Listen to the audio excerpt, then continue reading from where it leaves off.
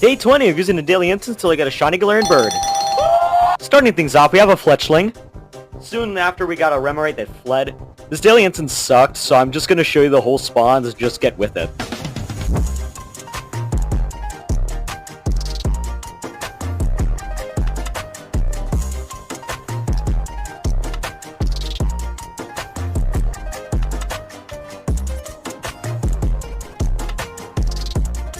Yeah, so this daily instance had absolutely nothing. It really just had common spawns, and they were not that interesting at all.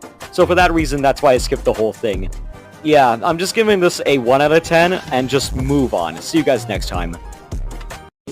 Oh boy, my favorite seat. Uh-oh, excuse me,